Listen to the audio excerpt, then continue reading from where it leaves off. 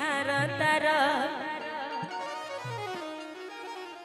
कि मीठी मीठी मुस्की का है तुम्हारा तारा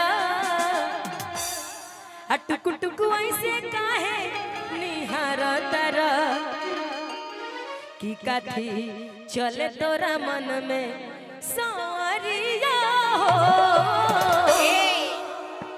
मैं ये लाइन आपके लिए गा रही हूँ, आप सुनिएगा कि काथी चले तोरा मन में सारिया हो कि हटे हटावले ना हटे नजरिया हो हटे हटावले ना हटे नजरिया हो जान मारे जान हो मारू कलर सड़िया गोरिया हो जान मारे जान हो मारू कलर। लेकिन इसी लाइन में मैं गाऊंगी हटे हटावले ना हटे नजरिया हो हटे हटावले ना हटे नजरिया हो जान मारे जान हो पियर कलर सोडावा जान मारे जान हो पियर कलर सोडावा मारे जान हो पियर कलर।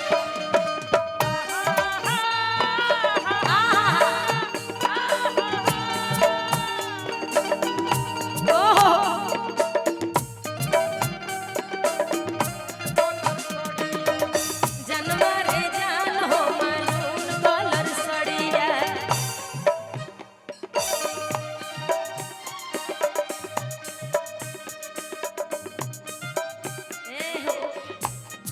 हाँ बजा दे ओही खातिर हम इंतजार में मानी अरे बजा बजा दे हेलो, ये वाला धुनो बजाई ना बहुत अच्छा लगे। एक आवश्यक सूचना, दीपक कुमार मेहता खो गया है।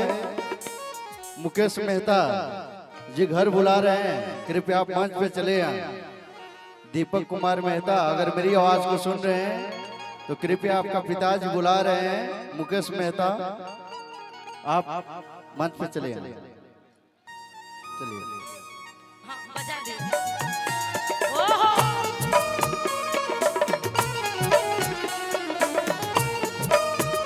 क्या बात है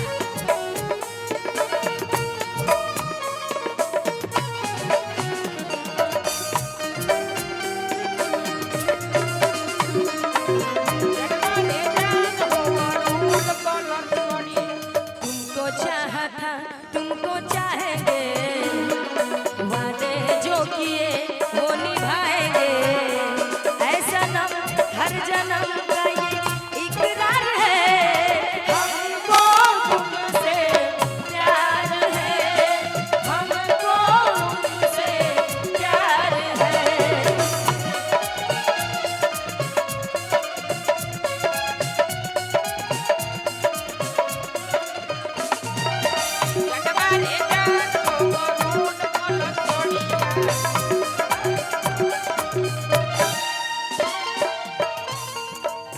ओहो जन्म रे जान हो मारून कलर सड़िया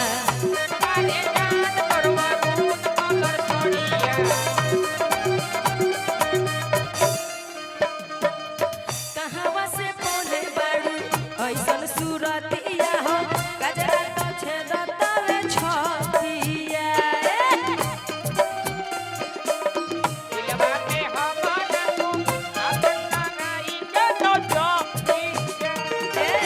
कहावा से बोले बाड़ू ऐसन सूरतिया हो गजरा तो छेदतावे छतिया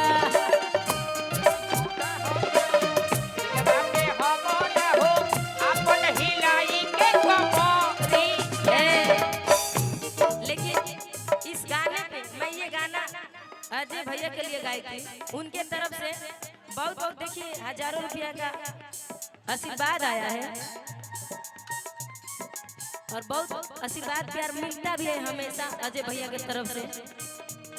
और कैसे भाव तू ही शौक सिंगरे सजनवा धन जेवर सगरो गहनवा तू सब कुछ तहरा लबाटे गजरा सुरमा चाहे जना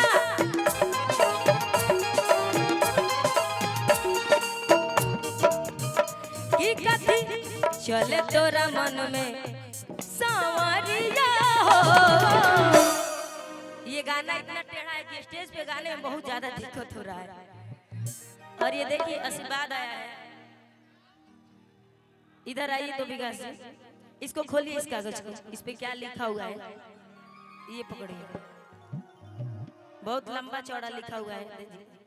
ऐसा लगा था कि पेट्रोल पंप के लिस्ट आ गई। नेहा दीदी हम लोग आपका फैन हैं, गुड्डू एंड कमलेश कांके, कला एक गाना ड्राइवर वाला, कौन ड्राइवर वाला? फटफट ड्राइवर वाला गाना, हाँ फटफटिया ड्राइवर। ड्राइवरों वाला गाना के फरमाइशी है जाता है। सोचा था नहीं ड्राइवर वाला गाना धरिए।